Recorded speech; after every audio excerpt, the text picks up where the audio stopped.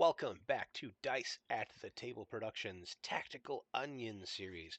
This is our series we're going to be running called Forging the Campaign. This is campaign engineering with Rolemaster Unified and Foundry Virtual Tabletop. And the very first thing we're going to talk about uh, before you really start getting into like what's your campaign going to be about, what's your design theory, what's your strategy, we're going to talk about modules. Now, what is a module? I guess first things first, we're going to very briefly talk about Foundry. So we've got these nice tabs over here, and you can minimize them with collapse, right? Pretty nice. This is our chat window. Very useful. This is where a lot of our action goes on. There's the combat encounters tab. When a counter happens, I highly recommend right-clicking this so that it creates a separate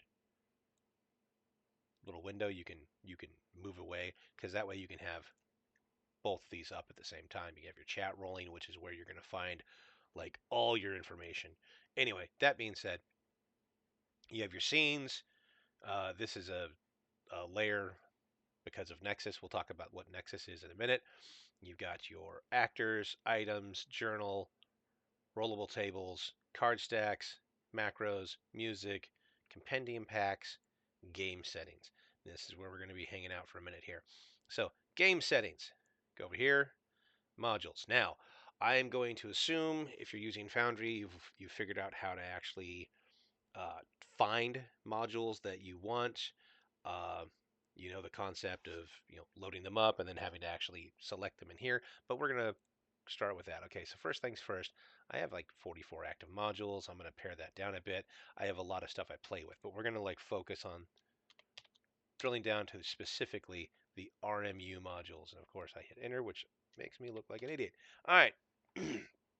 So the first thing I recommend is any module that has RMU in it, or basically that's the way to find the the basic core stuff. So obviously you've already bought and purchased, or you're thinking about buying and purchasing Rolemaster Unified, the rule set. So you bought that. That's the rule set. That's not going to show up on here because that actually is like ingrained in the actual backbone of this whole thing. But there are 3 modules that go along with that one, and that's creature law, spell law, and treasure law. If you don't purchase these, if you don't load them up, they're not going to show up. Those assets won't be available. I'm going to assume that everybody's going to get those. Either you already have them or you have plans to get them. And this is me selling the product to you. Anyway, that being said, the rest of these, we're going to talk about them. And I know I've covered most of these in some way, shape, or form on our Module Monday series. So I'm going to be talking about a particular person again because most of these were made by one person. And here's a hint: his name is Ken Dearman. Ken did. He's got Argon, RMU character sheet exporter, combat zones, complementary skill calculator, movement range finder. Yeah. Uh, the RMU phase tracker just showed up on my radar actually literally this morning. I have not played with it yet, so yeah, that's from Strangely Brown. Yeah. Whereas the rest of these are from Ken. So I haven't really played with that one yet, but I just wanted to discuss these. All right, first things first.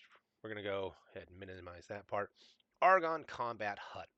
Why is this useful? Well, let's switch to our Tactical Onion Cathedral.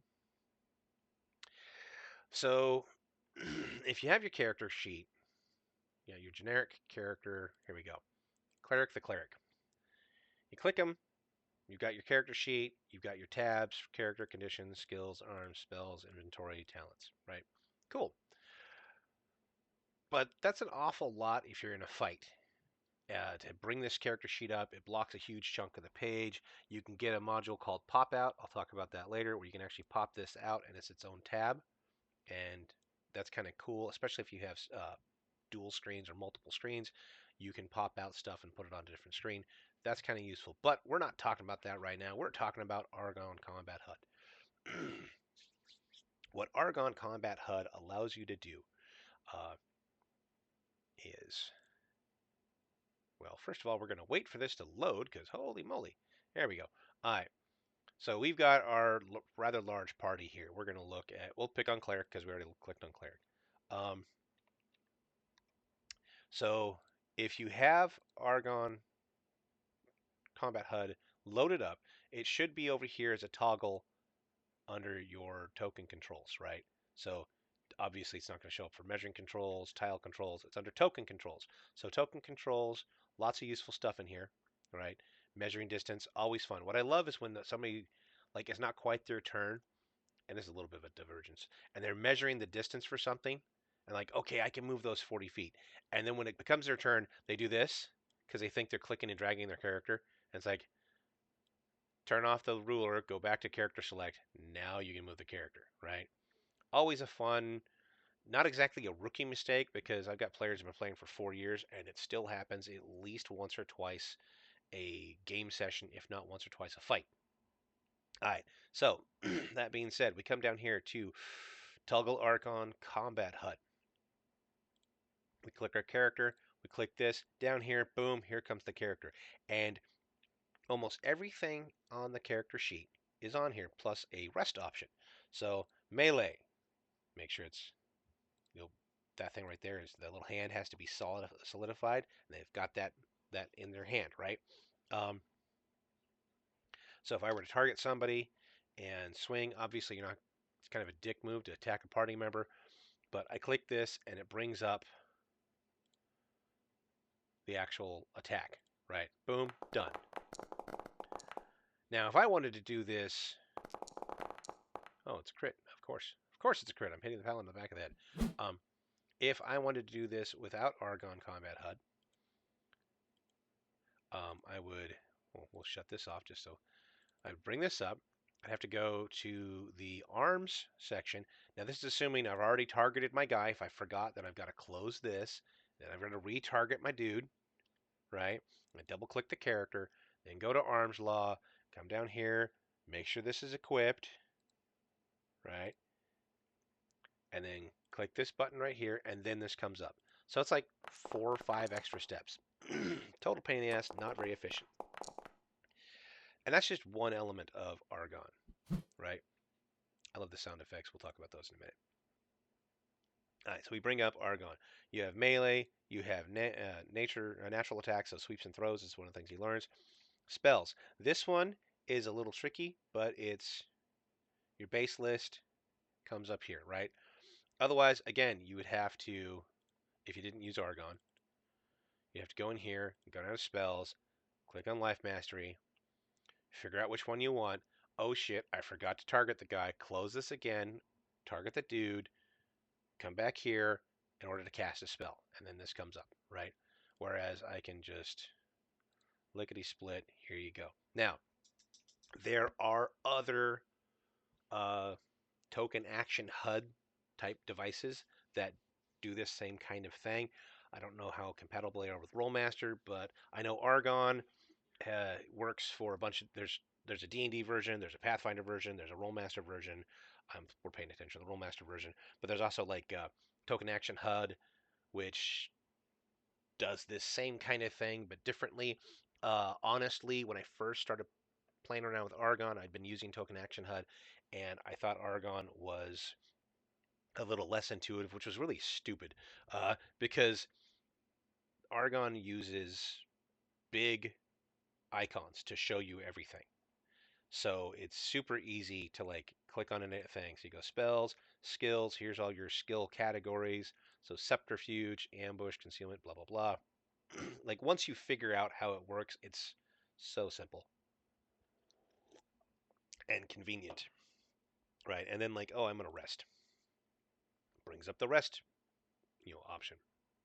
Days, hours, minutes, resting awake, sleeping and meditating, whatever, right? Done.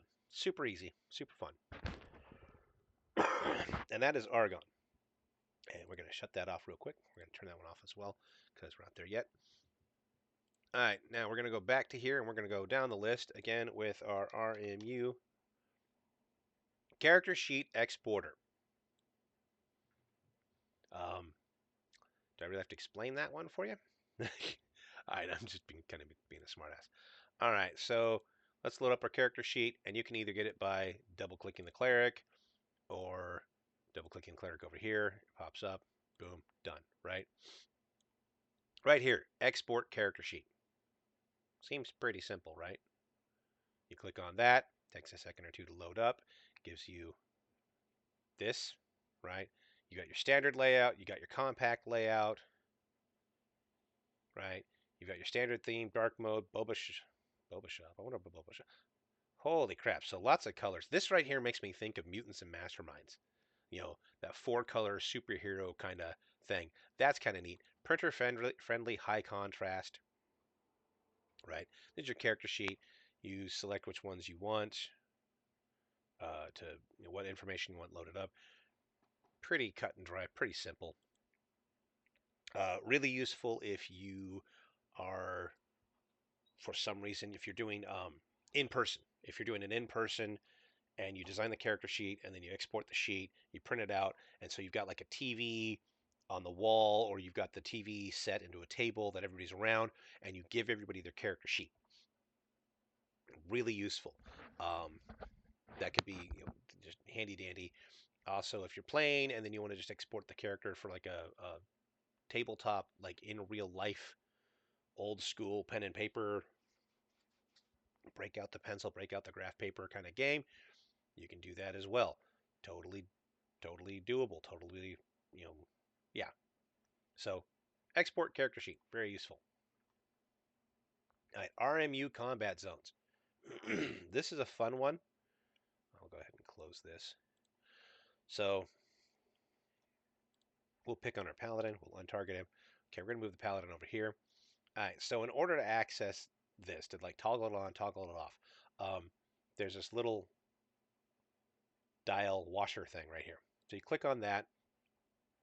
And what this does is every single critter on here, if you go way up here, uh, I have to turn on GM Vision. All right, here we go. So I got a guy over here, got a snake over here. I've got, oh, I deleted my bad guy, so I've got a snake over there. All right, so we're just going to focus on the characters. I've forgotten I deleted some of them.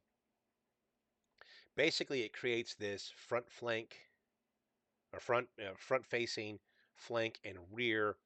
This is what you have to intersect in order to attack. And by intersect, I mean this second line, this outer line, this line right here. This is the range of the weapon he currently has. Now, these ranges are different based on the character. So this guy right here, let's see what he's using. And we're going to use Argon to look at it. All right, melee. He has a short sword, right? If we drop the short sword, and then we go, oh, maybe not re-equip the short sword. Right. Dagger. He does not have a range for squat, right? So in order for the rogue to attack the paladin, he has to be in range. And you can zoom in here and be like, yeah, it's touching. He can attack him. Whereas the paladin, if we just move just a little bit more this way, I'm causing the game to think too much. Paladin can clearly attack the rogue. Rogue can't attack the paladin. So on a hyper tactical level, very useful, uh, especially if you're going to use a gridless map. So this is a gridded map. You can tell because it draws the grids and squares. If you do like a gridless map where it's just straight movement, it's super useful as well. But I like it. I like the fact that it's not permanently on, right? You know, it's a toggleable thing. And that brings us to our next thing I want to talk about is the movement measurement system. So we're going to go right back to here. You know, I'm going to actually pop that out and then move it away. All right. Movement range finder, right? That's we did combat zones. Now we're going to do movement range finder. So this one, again, toggleable. How do you do it? Click M. Now, let's go with our sorcerer. So this is how far the sorcerer can move per phase. Movement is a little tricky in Rolemaster if you're coming from other systems like D&D and whatnot. Um, you actually take a penalty. You can't just, like in D&D, you can't just move 30 feet and have a full attack and have no penalty whatsoever. If you move, and I'm just talking walking, once you start talking about running, jogging, sprinting, blah, blah, blah. But if you move even 5 feet, there's a penalty because you're moving. There's a like a negative 25 penalty or one action point penalty for moving, just because there is. That's the way the system works. Next thing we're going to talk about, uh, we've done those, talked about those. We're going to talk about some of the other less critical but very useful modules. Um, for me personally, I find the Forgotten Adventures series to be very useful.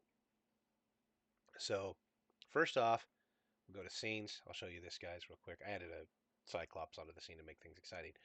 Down here, you've got the Universal battle map import. That's useful. We'll talk about that in a second. And we got FA battle maps. Now, this is a Patreon thing, so you can get like a couple of maps from them that are free. But otherwise, you need to log into your Patreon. That's really useful. Um, yay! I did that like a week ago, and it still wants to do it. All right, so you basically have yourself a bunch of tabs, all free, premium. So if you just want to try out and look at some stuff, you click on free, and it gives you a bunch of free ones, right?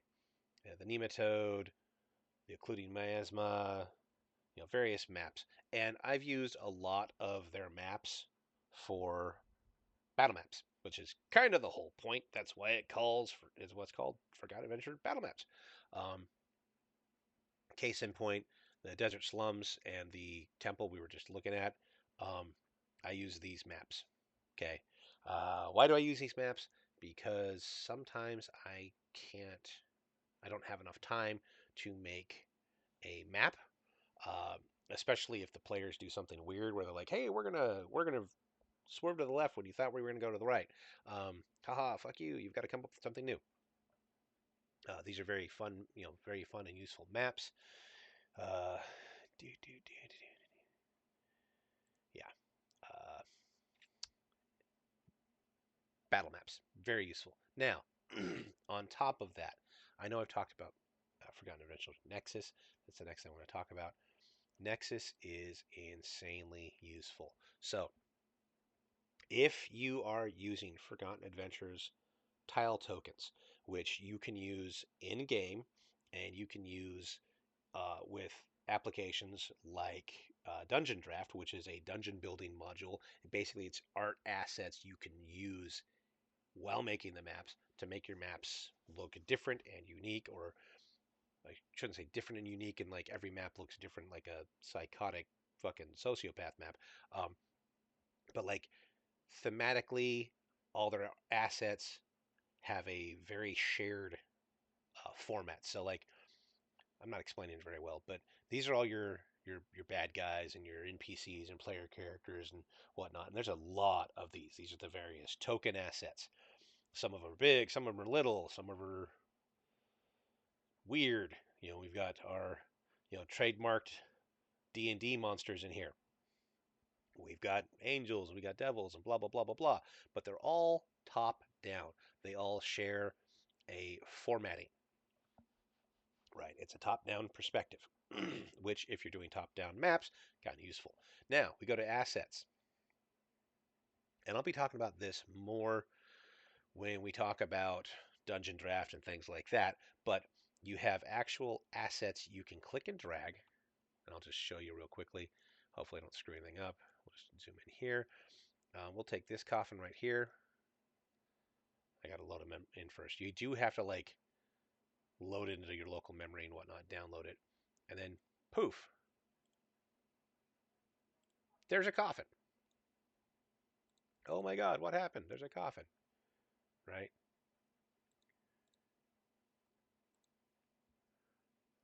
Now, how do I get rid of that coffin?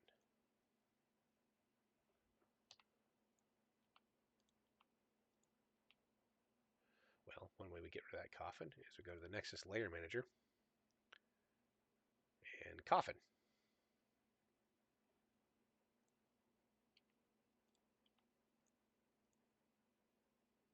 Uh, there we go. That'll get rid of it for now. But it makes a tile. I can play around with it. I got to close that. Go here, click these, delete, and they should go away at some point. All right, but you can look at, with Nexus Layer Manager, you can look at all the various tiles and things to play with. But getting back to the actual Nexus, you have assets, you have textures, paths, and building tools that you can play around with here. But more importantly, you can play around with them in Dungeon Draft and other map making applications, which I will discuss that at a later date. We're going to talk about assistant applications, assets that you can use to help when you're making maps and campaign stuff. All right, so that's FA. That's Forgotten Adventures. That's Nexus. That's Battle Map Importer, and that's access to all their tiles. Now you can buy each individual tile set for a couple bucks, $2-3, and there's 80 tile sets or something like that. Or you could subscribe to the Patreon and have access to all of them, and it's super convenient. My little Saracen soldier here is super convenient. Again, see, top down. And what I like about using Forgotten Adventures is because I'm using battle maps, I'm using art assets, tile assets, and actor assets that are all from one source. They all keep thematically a similarity, which is really useful. Now, obviously, if you have something else you want to use, go for it. There are a lot of different token asset artists out there that you can use. This is just the one that I use. I like it very much. Now, let's get back to modules. It's being a pain in the butt. Here we go. Active modules I use. There's your Forgotten Adventures battle map. A new one that got recently updated to be compatible is item piles. Now, I'm going to briefly talk about item piles, but I use item piles in my Pathfinder campaign. It's the primary way that the party loots and interacts with items. Now, one of the things you need to do is you need to go into your configuration and go to item piles, or I went past it. Item piles. You do have to configure it first, so you do have to set it up. But one of the things you do have to do is you got to make a invisible icon or invisible actor that is like your loot chest, right? And once you've done that, I haven't really set it up yet, so this is probably not going to work, but you can go to items, and we're going to just take some barley, boom, drop it down here. We're going to drop one, creates a new pile. Boom, barley. Now, if you're this guy, and you click on this guy, you can pick it up. I'm the owner, so we're just going to do this and go leave. Boop. And then, goodbye. But this is a really neat, useful tool, item piles is, for after a fight, you have one chest that populates, and it's got all the loot inside it. And it's all the swords and armor and teeth and fangs and whatever of whatever the party fought. Item pile, very useful.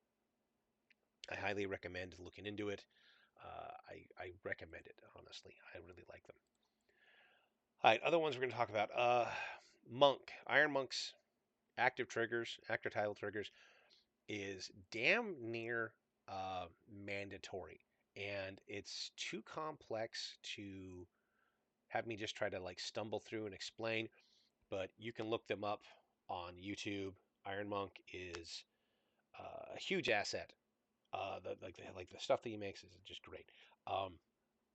But active title triggers, if you want to do a trap where the party is walking around, and we'll just pick on this guy. I don't have one set up, but like if he's walking down here and there's a trip line and a trap that you set up, and you can make it invisible so that the players don't actually see it on the map, but it's sitting there, and when they step on that tile that you created, it can activate a whole slew of things. I remember I fell in love with monks when I was using. We were playing 5th edition D&D, and I had a buzzsaw trap, and it did all the auto. There's a bunch of quality of life stuff for 5th edition. Basically, a player steps on this thing, and it triggered all the rolls, and it did animation, and this buzzsaw came out, and a squirt of blood, and the character there was like a roar as the character got injured because they failed the reflex save, which it automatically did. Really useful.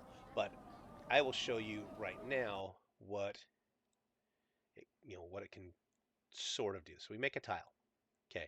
Obviously, big white tile is not very useful. Now, one of the things you want to almost always do is toggle visibility, make it invisible so players don't see it. Because players don't step on white things. They're like, that's clearly a trap. And you can change what this looks like. Appearance-wise, you can load up various appearances. Hyper useful there if you want to make a cart and you want to have the players interact with a cart. You can do that. Now, you can play with some of the overhead stuff, occlusion, fade, radial, vision, blah blah blah. You can reveal fog of war. You can play with it, but this is where it gets interesting. Triggers. All right. So I'm going to try to do this on the fly and explain. We have the setup part, actions, and images.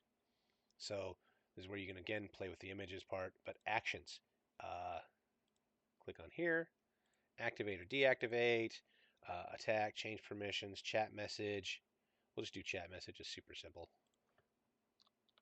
Hi. Speaker, use the triggering token just because it's going to be super simple that way.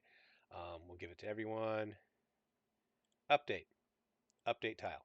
Now, we're going to go to chat, and we're going to select our actor. See, it says hi. And there's, of course, settings where anything that talks or interacts says, it focuses the camera on them. So you can do all sorts of fun stuff. If we click on this tile, and we go back to triggers, let's do another one. Activate or deactivate. This is where it gets a little bit complicated because you can have a tile that you step on that activates an animation for like a blowtorch or a trap or something like that. And you can have a cascade of things on one tile, which is kind of what we're setting up right now. If I want to move the affected tile or affected token, I can do that. Open a journal entry. So if you use journal entries to do quests, you can use this to like introduce a quest. I don't recommend doing that. There's better modules for questing, which we're going to roll that into real quickly. But like, okay, play a sound file, right? Let's pick a sound file. I'm just going to load up something quick and easy that I have here just to show you. Audio. Old stuff. All right. I do not recommend having like a audio file that is like a narrator talking. It sounds neat in theory. I'll say that. It sounds neat in theory, but it's a huge resource hog, and it's one of those things where like everybody steps on the tile and it starts like 4 tokens walk across the triggering thing, and you have 4 different audio triggers for whatever it is you're doing. So make sure it's short and quick, right? I didn't set up some of this properly, but there you go. I think you got kind of an idea. Again, honestly, I'm going to just butcher the explanation for this thing, but you see the possibilities, and I would highly recommend going to Iron Monk's YouTube page and checking out more about his module, well, all of his modules there. So scrolling back down, Enhanced Journal, I really like the Enhanced Journal from Monks. It gives you some really nice options.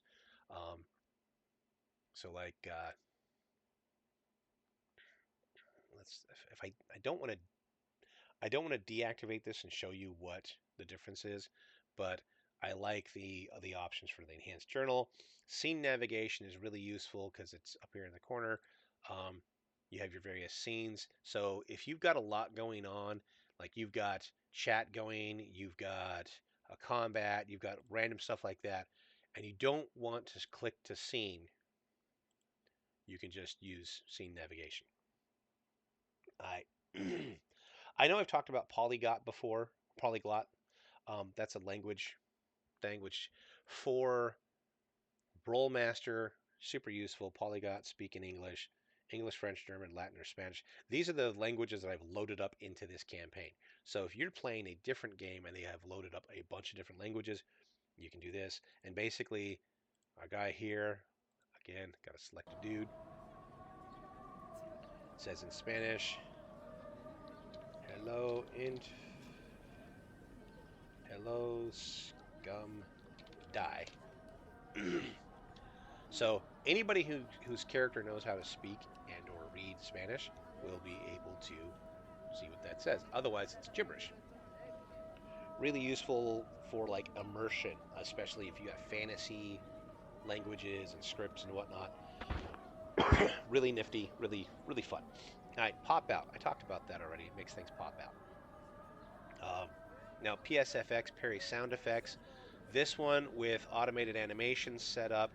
Um, Allows for the swing hit noises and the animations for combat. So if we bring our guy down here, there's a rogue.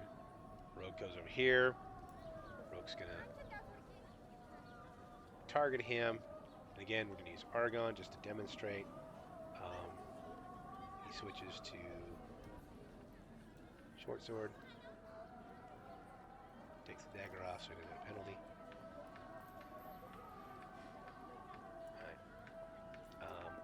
So here we go. Short sword. Swing. Listen.